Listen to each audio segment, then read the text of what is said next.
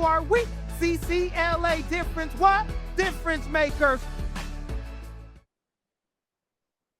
Well, hello and welcome to our session, and thank you for hanging in there till the end of the day. It's a pleasure to be here today and sharing some of the knowledge that we've acquired together in the past few years as teachers, as resource. What was like resource teachers, right? And then administrators, and it all compiled back, coming back to the county, and now being able to share this information with you as we continue to try to bridge what we went through as teachers, as administrators, to now how can we spread and scale all of that knowledge. So real quick, you do see a bit.ly on the screen. The bit.ly on the screen does have all of our content, but our content's kind of been switched a little bit as we went through the planning and phase and going through all of this in our different phases. So just understand that all of the content is still the same. It just may be in different order. So, but you'll still be able to capture all the information you need there. So our session today is nurturing young learners by building strong foundations for future success, going with the idea of we want to make sure that we empower their futures. And our names are Maricela, Buenrostro. We are coordinators at Imperial County Office of Education, and I'm here with my partner, Veronica Cervantes, also a coordinator. Yes. So thank you for those in Zoom. Thank you for tuning in. We hope that you are enjoying the learning and this experience as much as we are here in person. All right, so we love starting our sessions with welcoming activities and knowing that this is targeted for young learners and those who are champions of young learners. We wanted to bring my favorite Care Bears to determine how is your mood currently? Which Care Bear represents your current mood? So if you're in Zoom, go ahead and put it in the chat. 1, 2, 3, 4, 5, and here with you. Go ahead and think of one and get ready to choose. And then you're going to show us with your fingers which Care Bear represents your mood today. All right, in 3, 2, 1, show us. All right, we have some sunshine bears, and we have a happy bear. We have some sleepy bears. Any grumpy bears? We have Yeah, one grump. Hey. There's always a grump in the room. Let me somebody. Thank you for being that person today. Well, thank you for participating and knowing that welcoming activities, knowing that this is something that our students can relate, and we can also monitor how they're coming in today in our session. So thank you. Today we have 5 learning intentions. We know that our time is limited with you, so we're going to try our very best to make sure that we address these learning intentions so that we give you some tools and some skills that you can take back to your sites and the people that you service. So today we're going to be learning key early literacy skills. We're going to discover fun ways to teach those literacy skills and come to life. We're going to make sure that we address how multilingual learners fit into this idea of early literacy. And then how do we set our environment to be literacy friendly for our students? And lastly, we would like to use our knowledge that you would acquire today and make a plan. How do we put this all together and these strategies? But as we want to ground our work in what we do today, is CCLA is all about making sure that we have this mindset of accelerating our students' learning. And even though our students in the early grades, their gaps are typically not as wide as it is compared to maybe 5th or 6th grade, but it is important that there are times where, as educators, we do begin to find deficits in what our students do not come to our classrooms with, rather than seeing them as assets oriented. So we want to make sure that we address that, and that learning acceleration, it's a shift in mindset, that we want to make sure that we are intentional in the instructional practices that we put out in order for us to leverage or to make sure that we strengthen what our students already come with. So we know that they come from different home environments, different cultures, different experiences. but yet our job is to facilitate their growth based on where they're at. Understand their knowns, assess their knowns, and use their strengths to move them forward and to boost their academic achievement. So in early grades, we need to be careful not to be remediating, because when we remediate, we're digging holes, we're making the gaps wider or deeper. And we want to keep this mindset of accelerating. So when we focus, we really need to bring in that idea of bridging that skill that perhaps they do not have at home, and how do we make sure that we bridge it within what we are teaching them and making that a focus. We also need to be skills oriented as to what is it that they need in order for us to give them access, and more than anything, opportunities to engage them with interactive, hands-on, and relevant activities. And the outcome. How can we switch our mindset from remediation to acceleration in the outcome? And here is learning alongside their peers with scaffolds for immediate comprehension and access. And the key word here is access. What is it that we are trying to get our kids to do? And if they can't, what is it that we need to do to give them access through peers or through us? So we wanted to ground our work within this model. In CCLA, we have 5 components that are strategies that really take in the idea of the whole child. We need to make sure that we meet our students where they're at in their learning by understanding their socio-emotional health, that we provide evidence-based approaches, and that we give them those scaffolds or those just-in-time differentiations that will allow them to go from where they're at to their next steps. So by taking into culturally sustaining pedagogy and also universal design for learning, because not everybody learns in the same way. All right, so with that, we want to center our work in these foundational skills that are needed for all early learners. And these essential skills are important for us to keep in mind that in the early grades, before students hit age of 5, 90% of their brain has developed. So we know that there is a level of assets that they already come with. What are they? And how can we make sure that we elevate where they're at, so that when they come to school, we support where they're at and bring that other 10% and support them with that. So we wanted to make sure that kids already come with something, and our job is to find out what it is. And for that, we have to emphasize the role of the teacher. What is the teacher? What is their role? Their role is not about being the carrier of all knowledge, but to set up a print-rich environment. What is it that the students are going to be exposed in when those kids come into the classroom and see that literacy-rich environment that is not only about print, but also that they see themselves in the walls. It's I was in Doug Fisher session earlier, and he talks about the third teacher. The first teacher is the educator in front of them. Second teacher is the peer, and the third teacher is the environment. What is representing in those walls that allow students to know what is expected of them to learn? And that is our role. The students are not going to tell you what to put on the walls, but you have that responsibility to make sure that those environments are that third teacher for the students.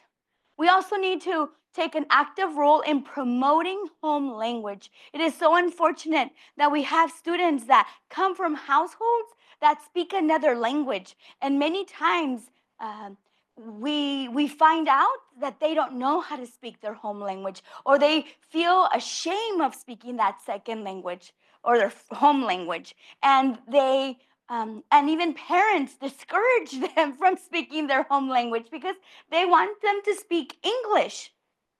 And it comes from this trajectory of English only mindsets that learning English is the only way in which they're going to be successful. But I know that there is a new wave in California, and we have to do our very best in removing those mindsets that were there before and really doing our very best to promote that home language is an asset. How do we allow our teachers and our parents and our students to find value in speaking and also developing both languages simultaneously?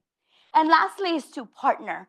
We cannot do our job by ourselves. We need to partner with our families, especially for culturally relevant literacy activities. And culture is not just about nationality, but about what are the students' experiences that they can add to the classroom dynamics, understanding where families come from, what are their experiences, what are their interests, and making sure that those are um, available for students to learn from one another and from the students to also feel pride of who they are as individuals that contribute to a greater community. And then how do families support that growth as well, not just in the classroom, but at home? And so with that, now we go into this idea of these key learning skills. There are three learning skills that we want to make sure we address, and we're going to go in deep with one of them. First of all is concepts about print. Do students understand how print works? Do they know that a letter is starting from top to bottom, left to right? Do they know how to handle a book? Many times our students do not have exposure to books at home, and they only get that when they come to school. So how do we intently and explicitly design opportunities for students to develop that understanding of how concepts of print? Another one is the phonics, is connect, how does letters connect to sounds? And lastly, phonological awareness, recognizing those sounds. So we'll go a little bit deeper in each one of them. And with that, we learned about why are these the building blocks for academic success, for their future success. The first key understanding is that early literacy, knowing about concepts about print, phonics, and phonological awareness is the foundation for future reading comprehension. So if as early grades teachers or educators we are not intentional, then that we are contributing to the gaps of reading students not being able to comprehend at a grade level. Another way is that mastery of these skills will impact overall. So, not just knowing them, but master them. How do we make sure that we continue to develop these skills at a mastery level, not just at a surface level? And lastly, literacy rich experiences promote language development and critical thinking. So, when we bring in these literacy rich activities, we know that we are going to not just uh, prepare them for that academic success, but also for their language and their oral skills to be nurtured and also developed their critical thinking. So the first one, we want to make sure that we go in depth with phonological awareness, and Veronica will take us through an activity. So I'm just going to go through this quickly so that we can get to the hands-on learning. So phonological awareness, just to make sure that we all have the same understanding and definition, is understanding and manipulating sounds in language. We need to know that phonological awareness is all oral, and there are activities such as rhyming games, clapping our syllables, and sound matching. So one way in which we can practice phonological awareness is when students clap out their name and they understand that their name is composed of parts of words, but only oral, not related to letters or symbols. There are different stages for phonological awareness, and it begins with preschool, where rhyming, alliteration, syllable segmentation are the foundational activities in which kids are exposed in preschool or in kindergarten. And then we see additional phonological awareness and that continuum to grow into being able to segment or blend phonemes, which is the smallest unit of phonological awareness. And then it continues all the way to fourth grade, where students are then able to manipulate a lot of these sounds and reverse order of sounds, insert or delete sounds to make new words. So phonological awareness, although may seem as a first grade or second grade standard or skill, it starts in preschool. And if we're not doing nursery rhymes anymore, or we're not doing songs with them, opportunities for them to rhyme, then students are not understanding that words are manipulated in different ways, which is a building block for their reading comprehension. And again, phonic awareness, phonemic awareness is when we go into that, the smallest unit of sound, which is the letter or what is it called? The unit called the phoneme. The phoneme can be blended, they can be segmented, they can be deleted or manipulated. So each of these layers of phonemic awareness come with its complexity. So a one time every 2 weeks will not be enough, because more than anything, students need to have opportunities to practice and to be for teachers to model explicitly and for students to also practice together and with some feedback. So to recap, phonological awareness does not include print. It is concepts that range from simple to more complex. And this is a prerequisite for phonics. So students that pick up on the rules of phonics is because their phonological awareness is a strength and can also then be used to make that bridge of understanding that sounds are connected to a symbol, and together I'm able to then blend or manipulate those words to then begin to read either CVC words and then more complex.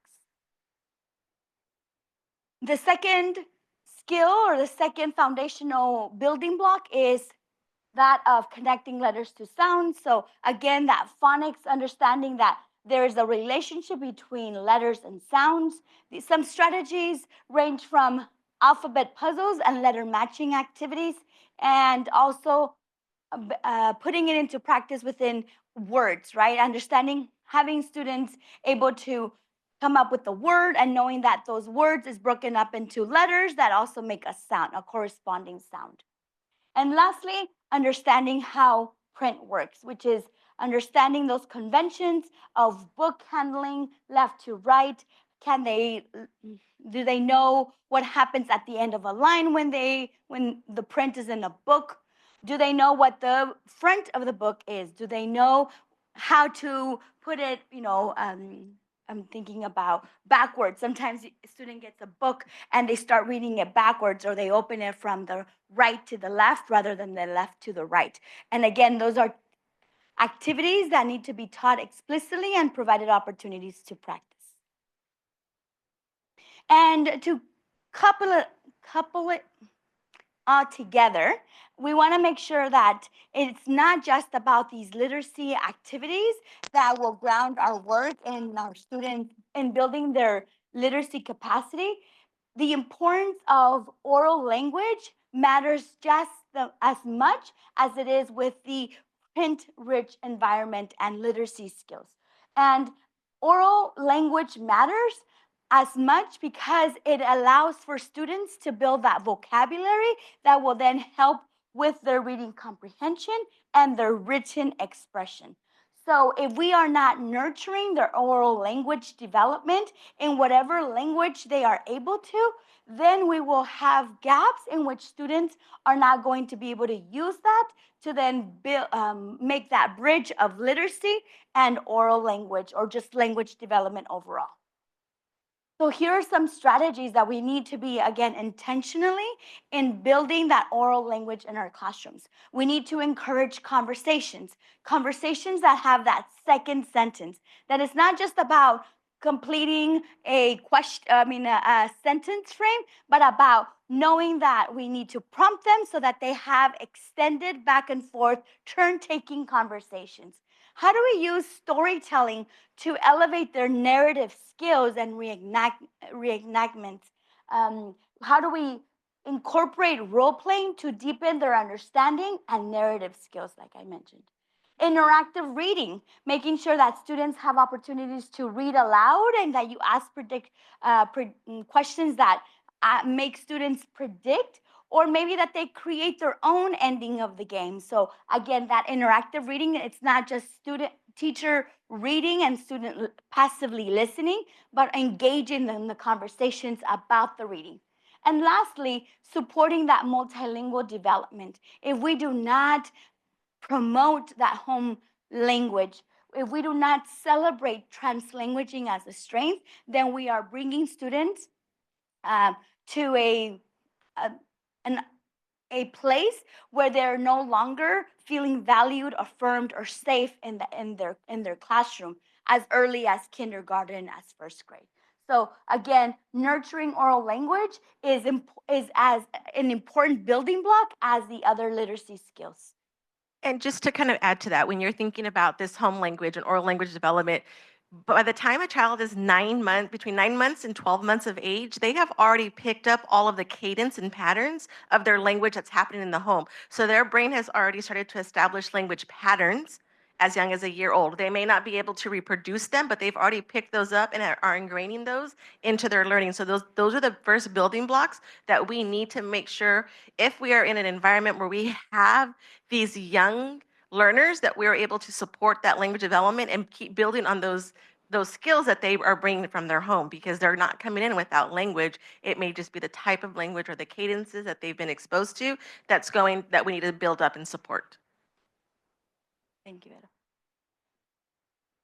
Some activities that will provide different opportunities for students to practice their oral language is this activity called circle time. And I remember seeing circle time as a welcoming activity, and little by little, I would see them less and less in kinder classrooms. They felt like it was a waste of time, but yet it is critical for students to have these opportunities to come together, to form community, to form an identity, but more than anything, to be able to give them a space to practice their language skills that is authentic and that provides organic conversations around a topic that they feel comfortable with.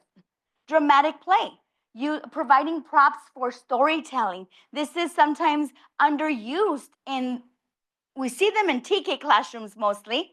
But when it comes to kinder, first, second, these are all out of the rotations that kids get to use, and yet they are so important for students to provide a safe, affirming, inclusive environment that allows for their oral language to be further developed.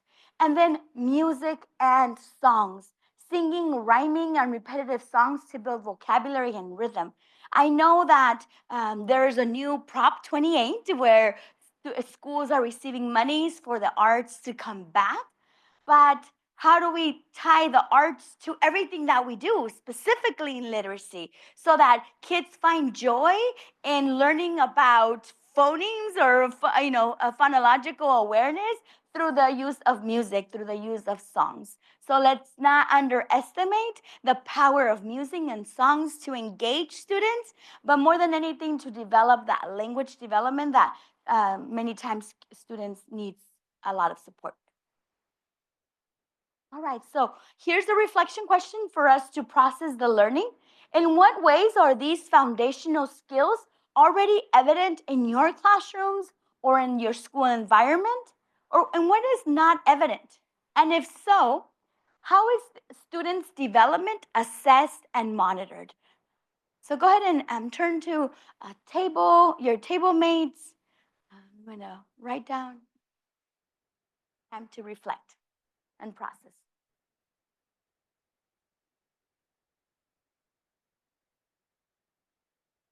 And you're in Zoom, if you would like to add something in the chat.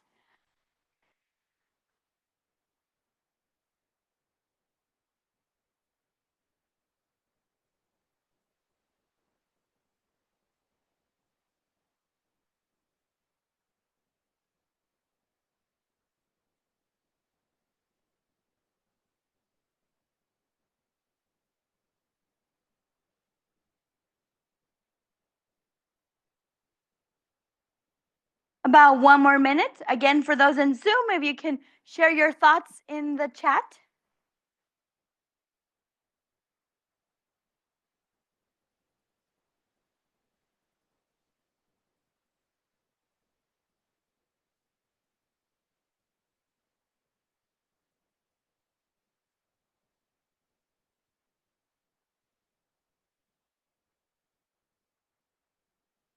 About 10 seconds, you can wrap up your thoughts.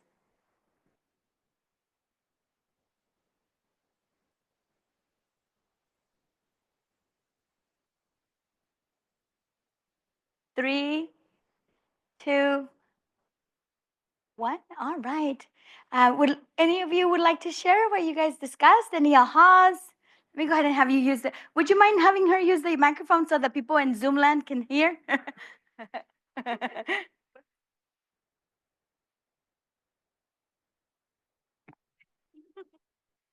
So we're reading intervention teachers, and we only have, 20, 30 minutes to work with kids. And we use a very scripted program, but we know that kids want to talk and build relationship. So they always come in and they talk, but we say, okay, 5 minutes, we'll talk and just check in with each other. But one thing I was saying is like, maybe I can be more intentional in how that conversation goes because it can go forever and ever. Maybe I can use a sentence frame to learn how to converse with each other, and I could build that small oral language skill in my lessons. Yeah.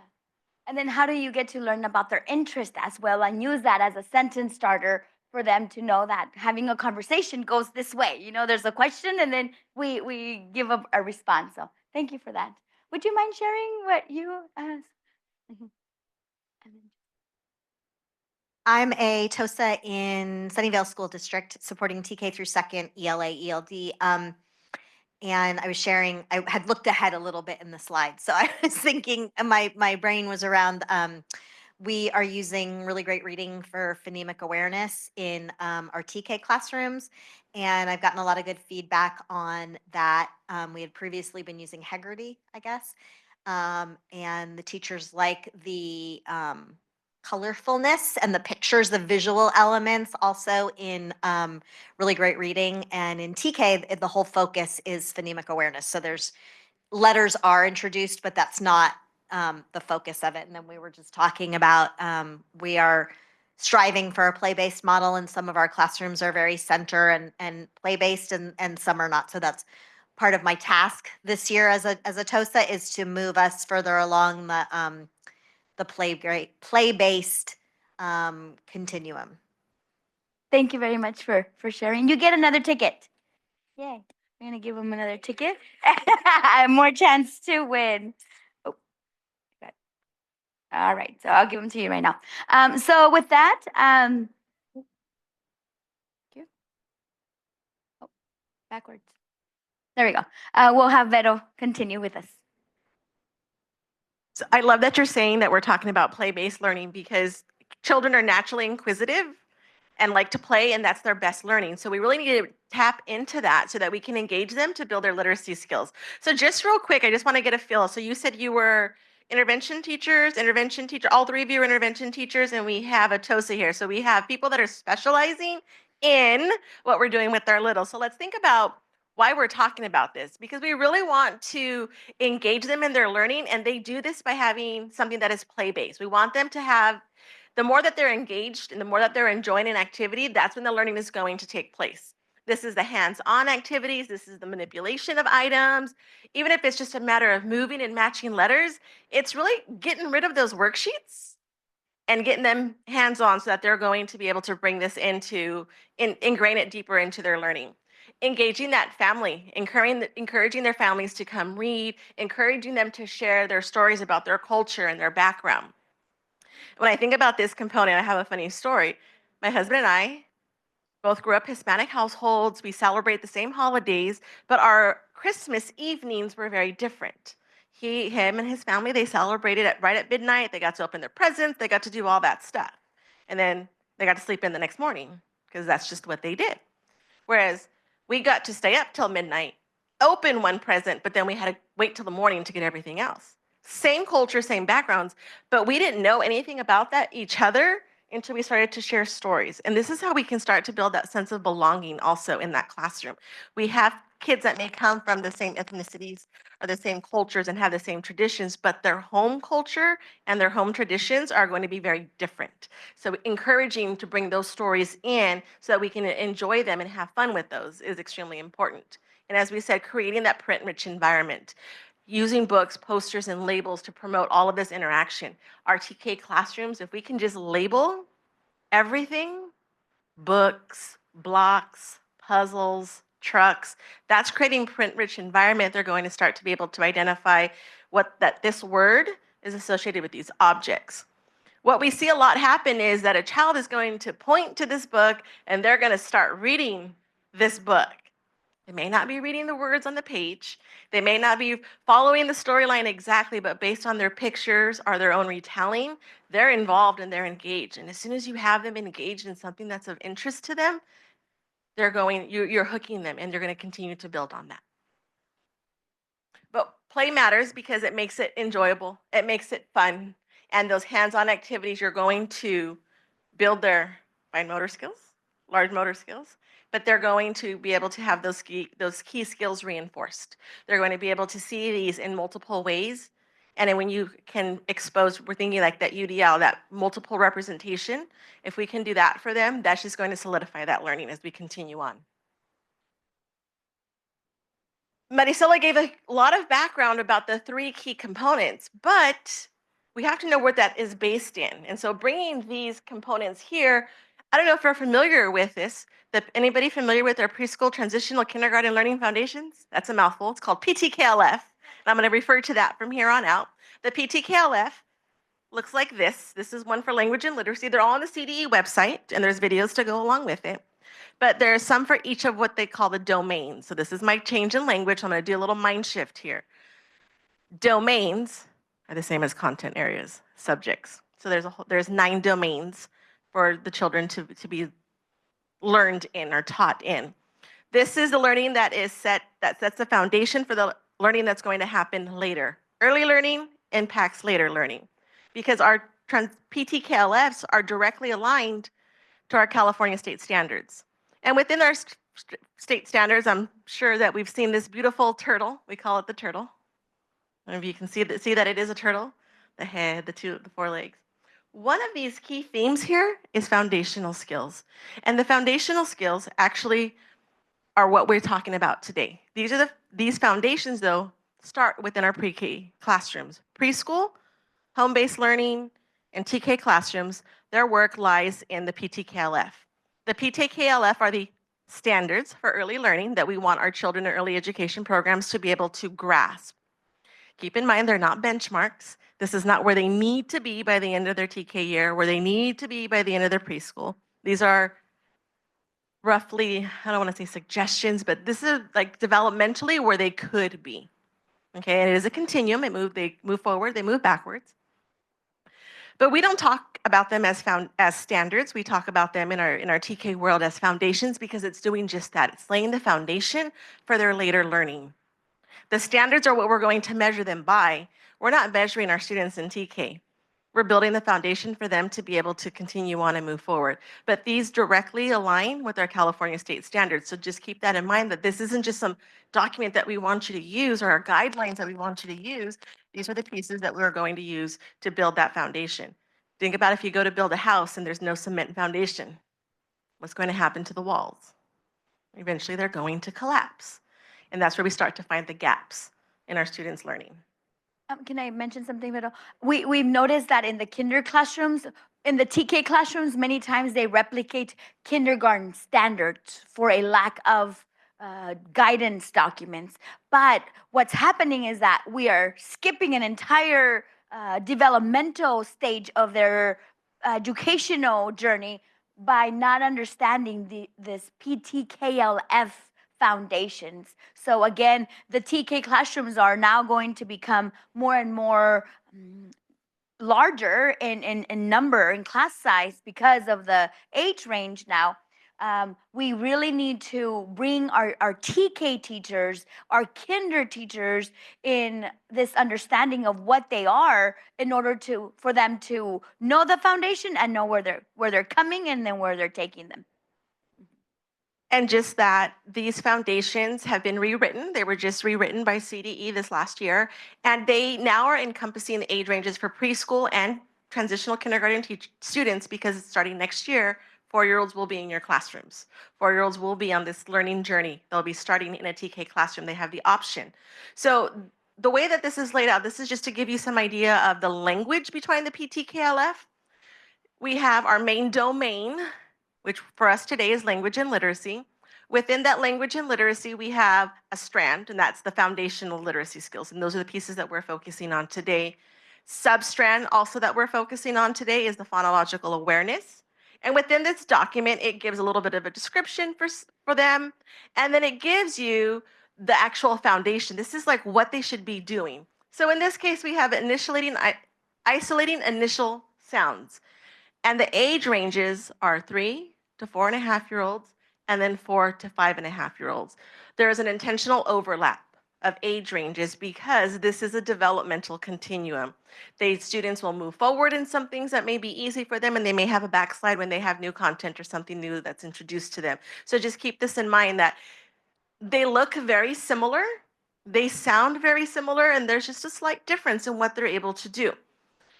That's the foundation. That is the equivalent of the standard in our Common Core state standards. And then we have examples of what would this actually look like. So where our Common Core state standards won't always give us that clear vision of what this is going to look like in the classroom, the PTKLF gives examples. They're not exhaustive examples, but it does let you know, for example, here, this is what it would look like, the same activity for the 2 different age ranges. So during wordplay activity, a teacher is going to sort birds, bug, and a bug toy. Bird starts with the b, and bug starts with b, and what other animal starts with b? And the child is going to grab maybe the bear or whatever else they have at their disposal.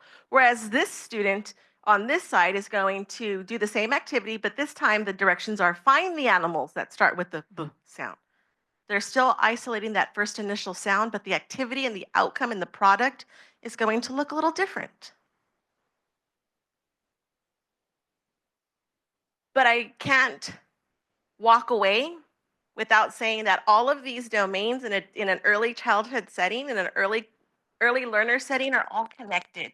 You can do literacy activities when you're doing math, when you're having fine motor, when you're developing your physical development, or when you're working with the visual and performing arts. Just keep this in mind, that all of these domains in an early learner setting, and we want to be able to expand this idea into your K and 1 classes, that we can, what is it, like going back a few years, I might date myself, like project-based learning or thematic learning. I don't know how many people remember thematic learning. You just pick a topic and you're bringing all these activities, and we can develop all of our literacy skills through all of these different domains as well.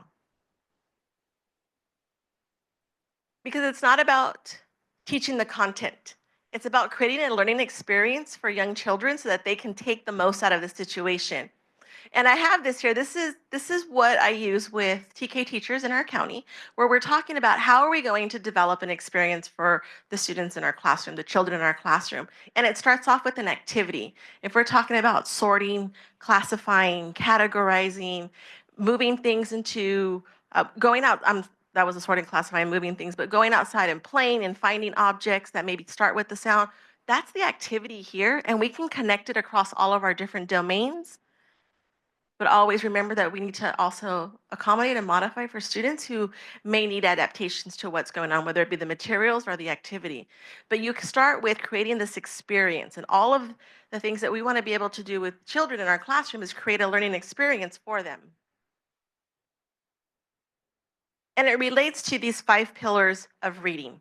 And so bringing it all together, we have 5 pillars of reading that is going to be the mark of an avid or fluent reader. So we have our print concepts, phonological awareness, phonics and word recognition, fluency, and then comprehension. But when we're looking at our foundational skills component of the themes within our ELA/ELD framework, it is these 4 pieces that bring us together to build up so that we can get a fluent reader who is comprehending their text, because ultimately we want to have them broadly literate in a 21st century, whatever their path may be, college or career, but have the capacities and the capabilities of being a literate individual who can comprehend visual text or word text. This little placemat here shows the foundational skills across TK through 5th grade. Foundational skills are a strand all the way through 5th grade.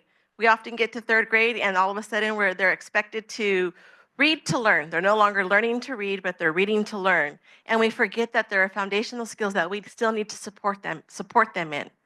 So if we look here across, we can see that the pattern, we have print concepts isn't even a strand in our TK, but it is in our kindergarten and 1st and 2nd because things change. Your informational texts are introduced, and over time they're going to have to learn those different components of diagrams and labels and pictures and captions, and all of that falls into print concepts as well. But you'll notice that phonological awareness does stop at 2nd grade, because that is, as Maricela said, that's the precursor to phonics instruction. Phonics instruction ends? Never. It's constantly going. The way in which it's done, we'll start off with basic phonics, CVC words, and then getting into inflectional endings, digraphs, all those components until we get to multisyllabic words. And this is where we're still need to be teaching foundational skills through 5th grade. In our ELA, ELD framework, in the ELD standards, foundational skills is the 3rd part. So there's foundational skills taught all the way through 12th grade if you're a multilingual learner. And I wanted to add that even though that this is specifically for early grades, many 5th grade teachers, many 3rd grade teachers don't see themselves as reading teachers. And that becomes very problematic because you have students with interrupted schooling or come from with a different literacy background, that they need to be equipped with these foundational skills at some point. And if we as leaders are not explicit about, yes, you are a reading teacher, yes, you are a writing teacher, then it will become the job of the kinder, the 1st and the 2nd, and they don't take ownership on how important it is to continue developing these foundational skills throughout. Thank you. It's a conversation I have with my husband all the time, who's a 4th grade teacher. He comes on, what am I supposed to do to teach him how to read? I'm like, well, what can they do? He's like, what? Yes. Into that same thing. In Sunnyvale, we have newcomers in our middle school program who may or may not be literate in their home language, but they're not literate in English. And, we have an intervention program, but yeah, even Artosa, who serves middle school, she doesn't come from that background. She doesn't understand phonological awareness versus phonics and all that. So it's a pretty steep learning curve to get teachers comfortable with that, right? So that we can get students, before they go to high school, literate. Funny story. I taught middle school for 10 plus years. And I remember sitting at parent conferences saying, your child can't comprehend. They're having troubles comprehending. This is their struggle. And that's as far as my story went with them. Because I didn't understand. So in coming off of what Lisa was just saying, I, as a junior high teacher, didn't understand all of this until I was involuntarily moved into a kindergarten classroom, 3rd week of school. And I was like, oh, I have to teach kids how to read? How do you do that? I didn't know what that was. So spent my year there. They put me back in middle school. And then a 1st grade position came up and I said, I'll take it. And everybody in the lounge looked at me like, you're going to go down to 1st grade? I'm like, yeah, I need to understand why my students are not comprehending. What is it that they're missing? I know what they can do. They can read fluently, but there's something else going on that we're not able to capture. So that brought me full circle into becoming a literacy specialist. But these pieces, you're absolutely right. Junior high teachers, 3rd, 4th, 5th grade teachers, they may not understand this, especially if they're not coming in if they're new teachers or this is not part of the Literacy development is not part of our teacher training programs, so it's a huge gap even within our own skill set. So that's something that we need to give grace for, but at the same time, how can we support our teachers, our colleagues? And so here's where we are today, being able to bring that full circle for them. So in more strategies to build literacy activities, we want games that are going to build skills. And that is having games like phonological awareness, right? Where they are saying, you play the I Spy game and you're looking for something that starts with a specific sound. Take them on a scavenger hunt. Take them outside, which is the environment is your third teaching tool, or the third teacher. And in the early education world, in TK and preschool, that is your fourth classroom, or your second classroom. That's the outside environment. So here you have a fourth teacher, so to speak, and that's going to be your outside environment. Use the alphabet puzzles for letter recognition, magnetic. You can have cookie sheets that have those magnets on there, and they're matching capitals and lowercase letters. Card games. I had puzzles that I made out of index cards where you can put them together as well. Encouraging rhyming activities where you find a rhyme. I won't share that story about my daughter, but we had a really good time rhyming words to the word duck. And she was very young. She passed the test, is all I'm going to say. But that was a fun experience. But it's those kinds of things that you can embed in just 2 or 3 minutes in interactions with individual children or in small groups. You can also have interactive reading, play-based, using props, creating puppets, even if it's popsicle stick puppets, or they're drawing puppets, doing something so they can act out the story and then be able to use their oral language skills to make predictions, ask questions, or connecting them to other experiences or to even other stories.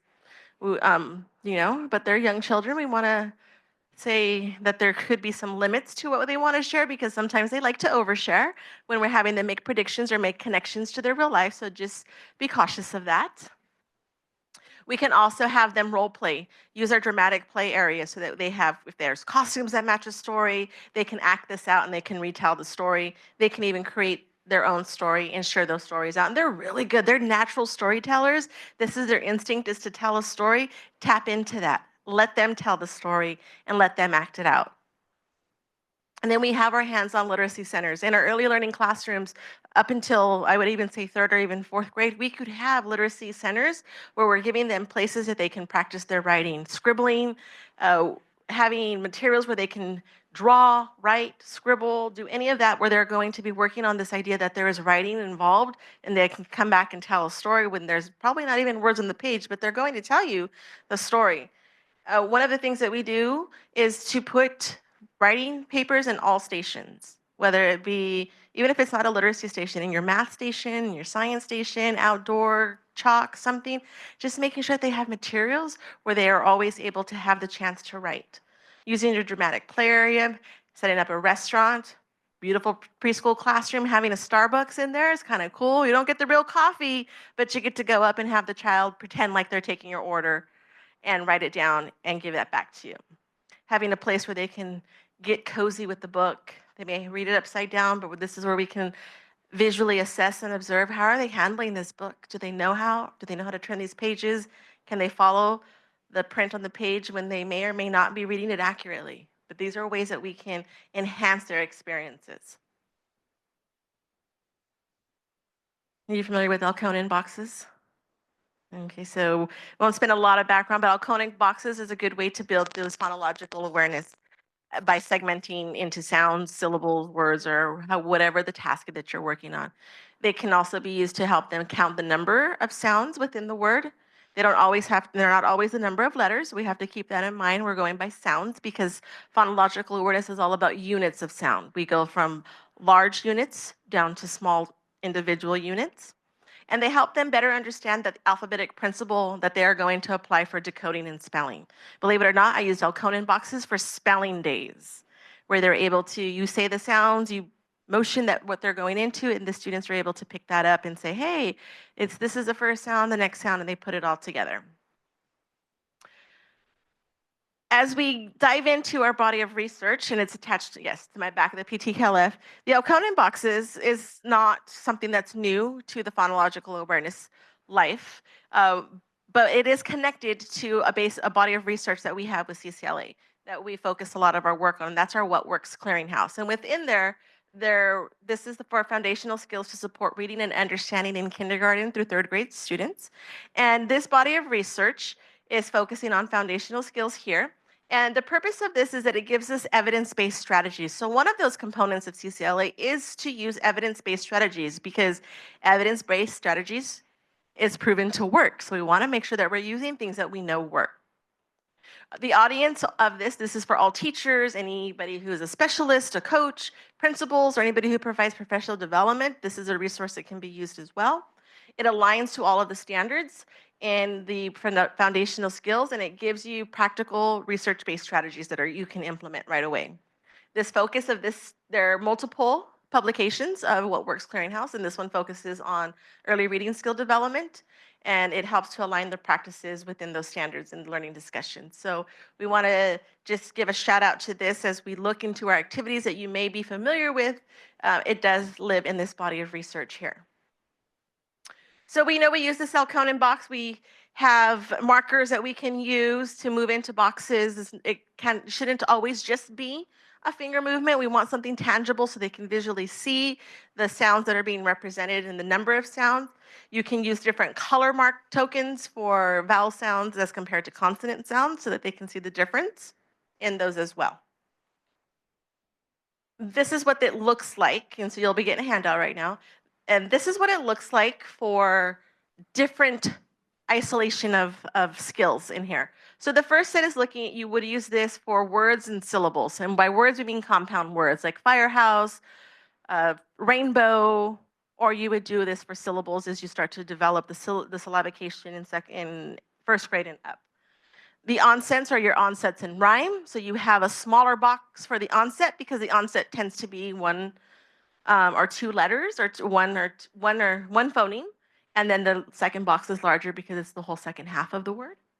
And then you have individual phonemes. You have 3 and 4. It can go up to 5, even 6. However you are working with the words, this is how you would do it. The more syllables you have, the more boxes you would have as well.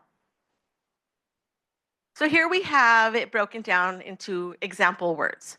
For example, the first one is just words themselves. So we're looking at those compound words. Those are the largest units of words. And this is what we're looking at: pre-K, TK, and early on in kindergarten. We're working with words: cowboy, baseball, homework. Second one would be syllables. This is just, we begin syllables. You can start with syllables, even in pre-K, even in kinder, but which is actually divide them up. We're looking at first grade, where they're manipulating items. Onset in rhyme is in kindergarten as well. And then phonemes is going to happen latter part of kindergarten and then beginning in first grade as well. So we have these word examples here for you because you will be practicing using our Conan boxes in just a moment. And so it would look something like this. Let's see if I can do this right. I've been out of the classroom for a little bit. So let's see. If I say the word cow and I say the word boy, what word do I have? Cowboy. And we can't forget the good old blend it together. The swipe. Same thing here. You would do it for. I have the first sound is. The second part is ig. What's the word? Ig. And here for phonemes would be, first sound is m, next sound is a, final sound is sh. What's the word? Mash. And then we can do it with very evident phonemes. A, n, d. What's the word? This would be them blending them together. You can do it opposite, where they can segment it as well. And then we can go in more in detail in regards to the phonemes that that stop, they're hard stop, like the t and the p, where you cannot elongate. So many times we would see hear teachers go p, p, p, p. And that's what the kids then produce when they tie it into phonics. So the way in which we model it orally is so important because that's how it's going to transfer into phonics. So that hard stop and that continuous sound is going to be foundational skills for teachers to understand and then to implement in activities such as these. And thank you for bringing that up, because that whole distortion on the stop sounds, like the buh. I remember learning, that's how I learned sounds growing up. Duh, buh. And then going through a course, they're like, we don't walk around saying that's my brother. And I was like, oh, no, we don't. So we have to remember we have to be careful as we model these sounds that we're pronouncing them so that the students are able to hear it in an accurate way, because it can impact when it comes to writing. So now it's time to practice. You and a partner. Do we have partners online, Joseph? All right, perfect. So those of you that are on Zoom, you will be placed into a room with one other person, and you are going to practice using your Alconin boxes. You are going to choose at this point words or the syllables or the onset and rhyme examples to practice with. You are going to use your Alconin box to tap. You should be tapping, or if you want to tear up a little sticky and use those to put into your boxes so that you can show where the sound is falling in the word. And you are going to each practice doing a set of words using your Alconin boxes. Remember, the Alconin box needs to match the strategy or the words that you are working with, not the strategy. So like if you're doing onset and rhyme, please make sure you're using the onset and rhyme boxes, and make sure you use your finger sweeping model as you go through. Each person will have 1 minute to practice. At the end of 1 minute, you'll switch to the second person, and then they'll practice their set. So we'll go for about 2 minutes doing just some practice with this. Any questions? Okay. All of my Zoomers, you should have the templates there with you. It's just a matter of practicing and isolating the sound so that we can get that in play. So we'll give you the first person. We'll go for 1 minute.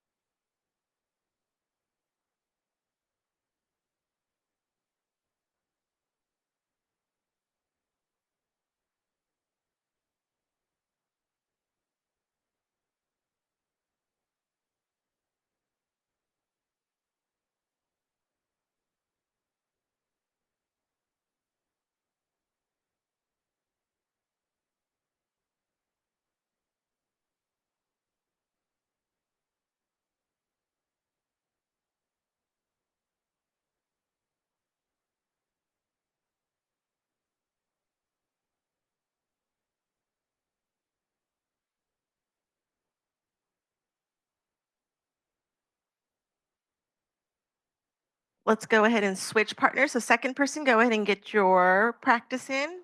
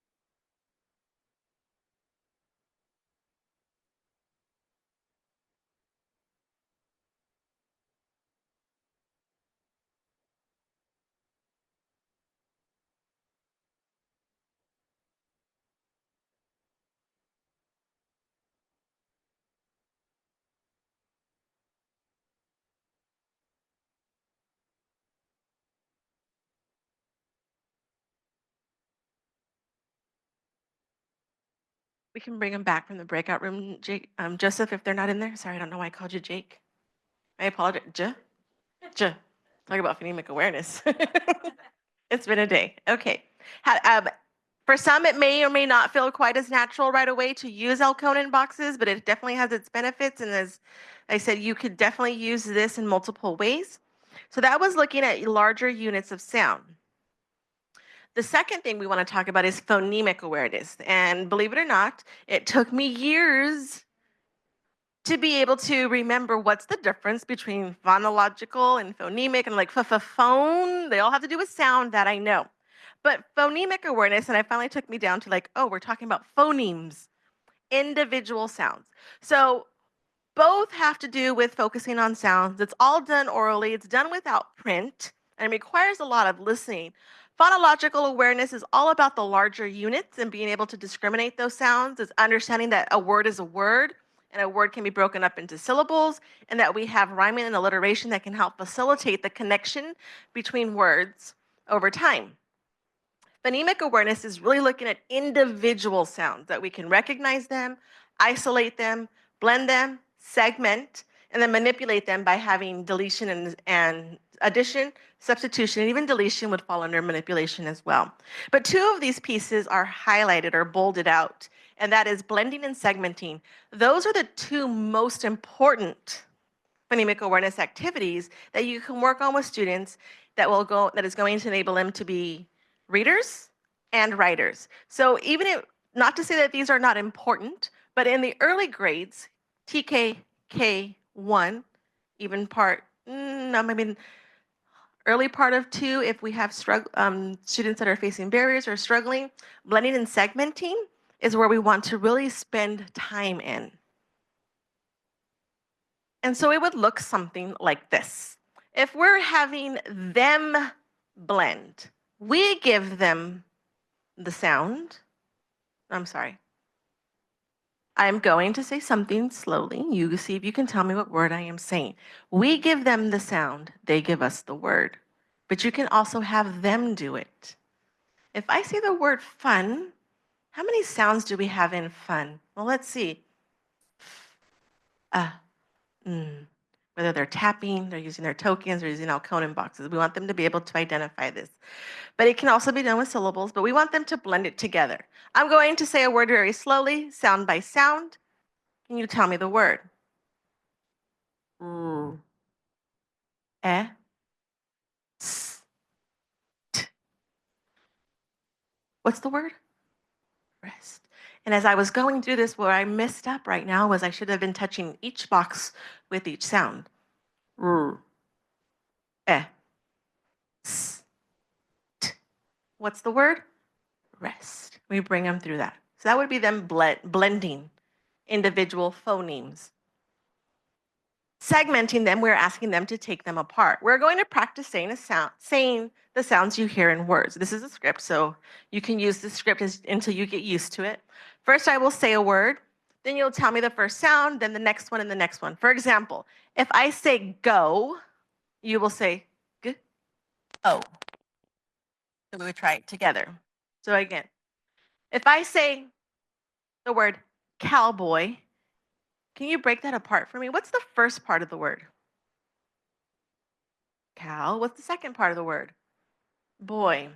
And there we know, do they even know the word cow? Do they even know the word boy? Then we get a little deeper into, well, what do they know and what do they don't know? We can do it with syllables and we can do it with individual words as well, or individual phonemes, and have them segment. So we're going to practice again. But we're just only going to, we're going to focus only on blending and segmenting of phonemes. So again, using your Elkonin boxes and the word list that you have there, practice one of the strategies there, and remember to use the correct Elkonin boxes. So we'll do again 1 minute per person. So first person will go for 1 minute, you'll practice with your partner, and then the second person will go for the second minute.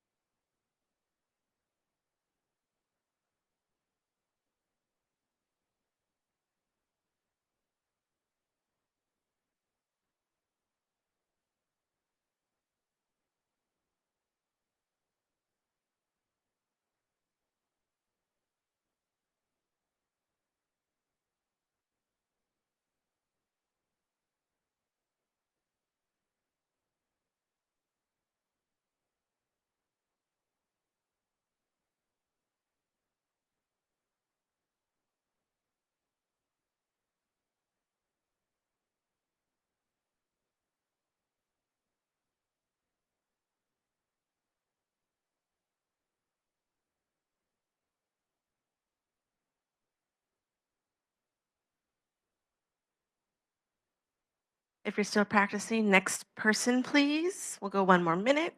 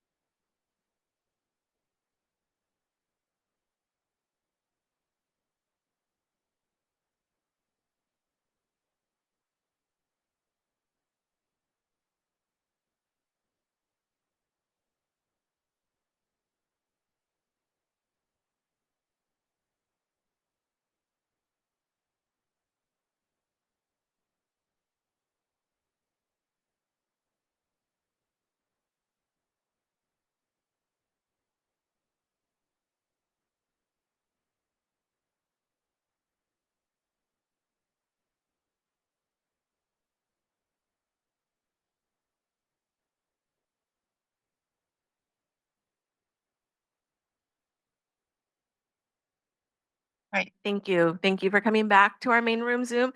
So as we are looking at this activity, this is one of those activities where you can use this as the hands-on. Students are doing the manipulation and you're going to be able to solidify their learning and build that foundation of individual sounds, whether it be large units or the smallest unit. Giving them the chance to be able to push into that and use a hands-on activity is going to make that learning just that much more fun, especially if you use fun tokens that they get to play with, stickers, any of your little squishy items, or I remember pulling out all the math manipulatives that they could use, teddy bears, airplanes, whatever that they can use to put into those boxes makes it that much more fun. I did want to mention something about at the beginning, we grounded our work around learning acceleration. Elkonin boxes is a scaffold. So because students use a Conan boxes doesn't mean they will always have to use a Conan boxes. It becomes a scaffold to give them access to then understand how to blend or how to segment.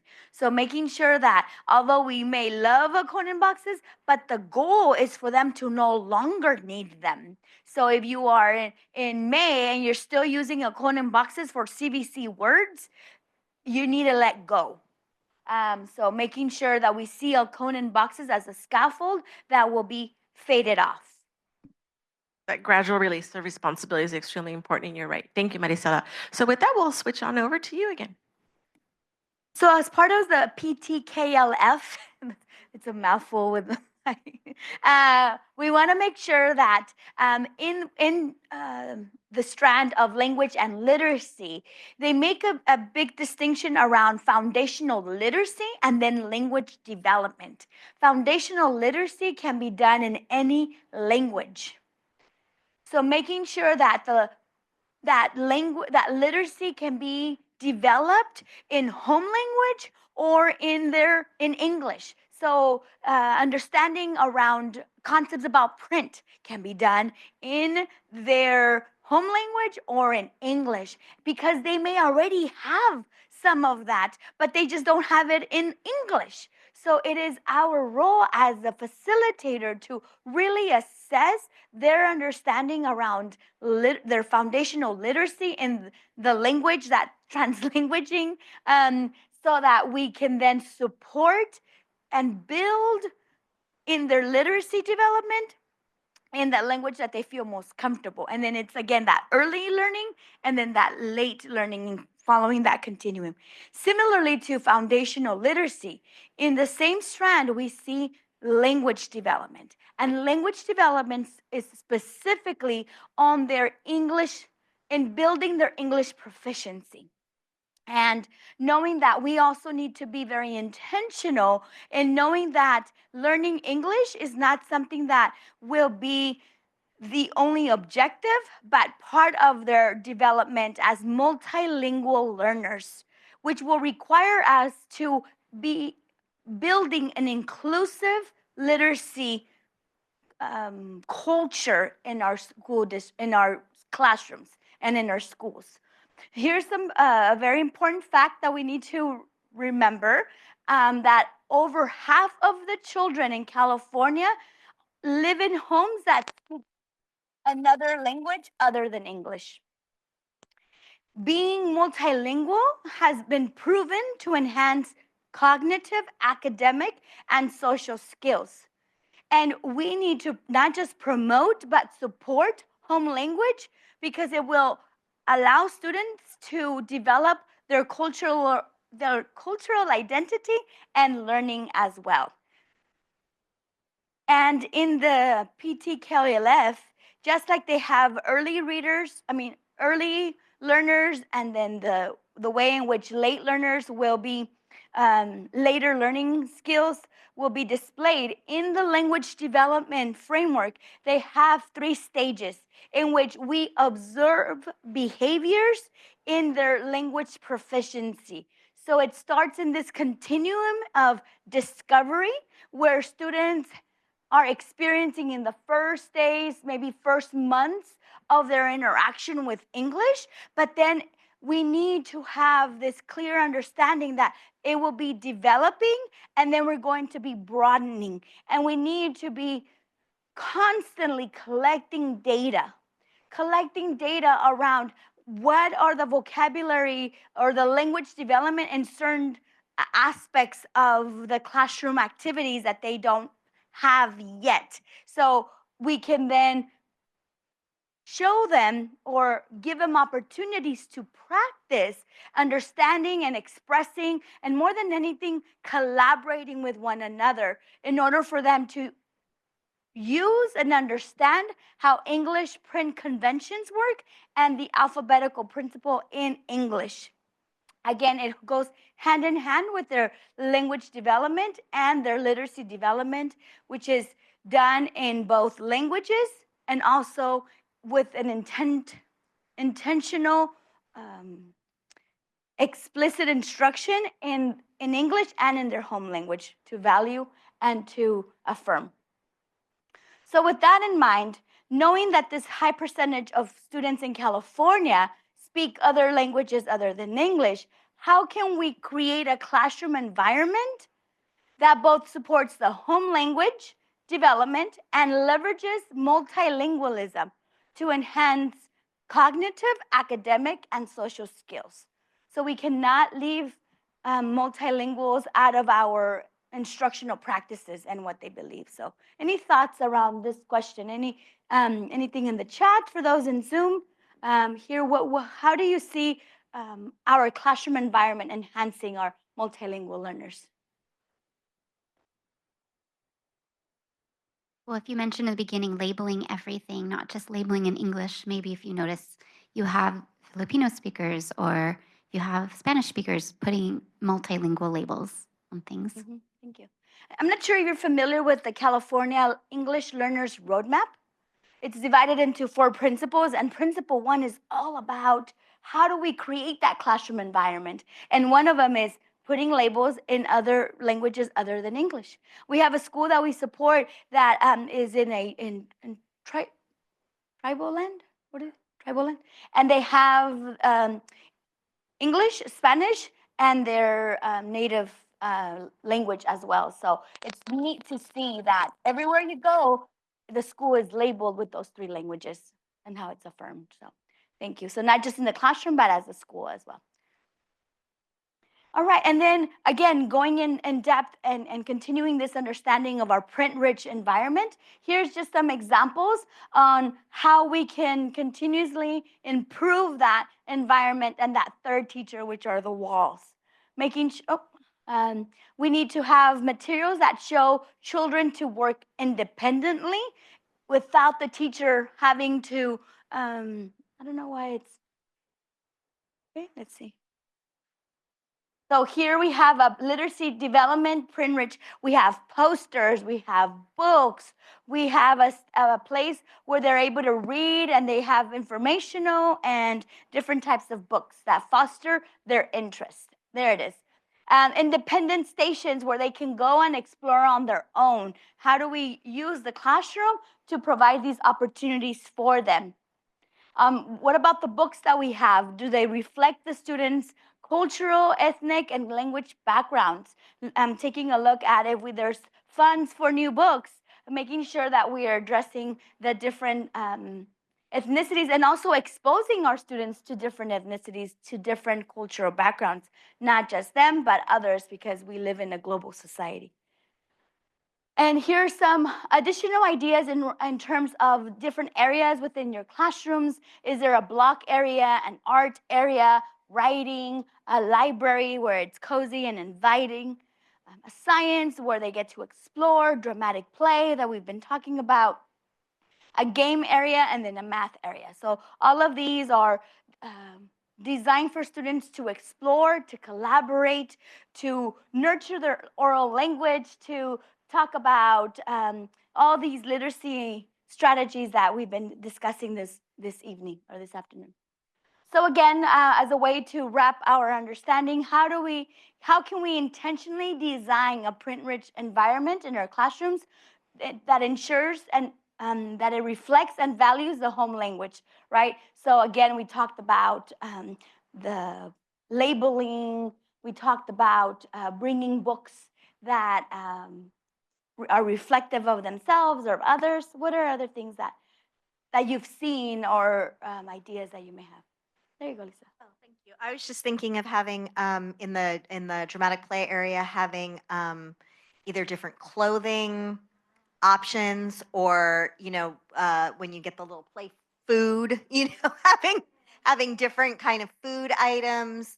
I had another thought, but then I completely lost it. Yeah. So I'm wondering, that's how we can tap into our parents. Hey, parents, what are some ingredients that you use commonly in your household? Thank you. And then we also sent home a home language survey. So we asked the parents what's a language that you speak at home, and then what is a greeting that you would do in that language. And we wrote them all on a piece of paper that they're going to put on a mural in the school. And I'm thinking of typing them all up and then putting them up in my classroom as well, so that they could see it not just when they come on campus, but also into the classroom as well. That's awesome. Our TKs also have a like this is our family wall, and they ask families to send in photographs besides just the student of the month, but they have a whole wall of students and with pictures of them and their families in whatever that looks like. So yeah. An extension of their home, right? They are coming to a place that they can call their own, and that sense of belonging begins at that early. So building that is key. And what better way to use the walls for that? So to close us off, Veronica will. So as we wrap this up and we want to take this from ideas into action, because we really want to build that foundation for literacy success, because literacy doesn't just live in language arts, it spans everything that we do in our education.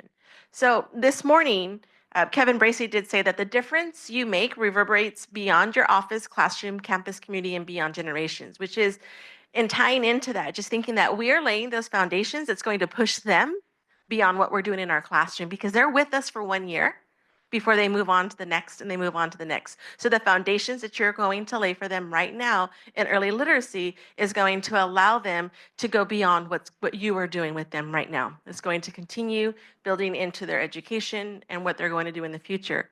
And so bringing this together, it's really important that we build those solid foundations, because those language abilities that are developed in the early years are the foundations that they're going to have for literacy. That strong early language and literacy skills is going to support that reading comprehension that we are expecting them to have once they go into third grade testing and above and beyond. And it's also important that we foster multilingualism and that home language development, because we know when they're strong and they have those skills in their primary language, they're going to have transfer skills. And those skills are the ones that we want to make sure that we can tap into and continue to move forward. So as we begin to wrap this up and think about, let's commit to your takeaway plan. What is it, thinking about today and what we've gone through and the content we've covered, what is the most impactful idea or strategy that you learned today? And how is this going to improve your practice or your leadership? Okay, so hold that with you, because you need to be able to say, I'm going to commit to this. Plan. Think about, what is one thing that I can go in and implement next week? When I come back into my classroom, what can I start with now? not Monday, because Monday's a holiday. Wait till Tuesday. And then outline what are any resources that you may need to support you to implement this. And it could be a resource that's already within your program. It could be your colleague. It could be a friend, somebody that you can rely on to help you through this. And then pair up with somebody. Because we can commit to ourselves, but sometimes we don't hold ourselves accountable. So let's talk to somebody else. Let's share our plan with somebody else and provide each other that encouragement, that feedback, but hold each other accountable. Talk through it. You know, this worked today with so and so, but it didn't work with so and so. What works, what doesn't work? Share that with somebody. So jot down your commitment, or throw it in the chat, and be ready to put that into effect next week. Place it in your workspace. Share it with your peers, share it with a colleague, share it with whoever it is that's your partner that's going to be able to hold you accountable in a positive way. We're not talking about an I gotcha accountability. We want to talk about let's share this experience as well.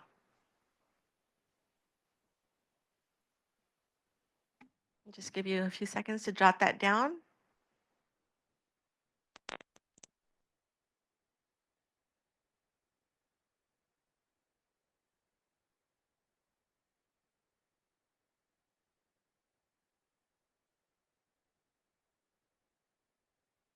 Do we have any questions before we close this out with one, before we move on to our last slides? There was a lot of information to take in, and it's been a long day. We thank you for sticking with us. Anything on that end? Okay.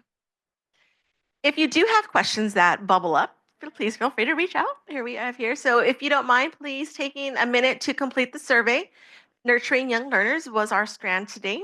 We appreciate your time and your commitment to our students here in our beautiful state of California and your future commitments to continue on.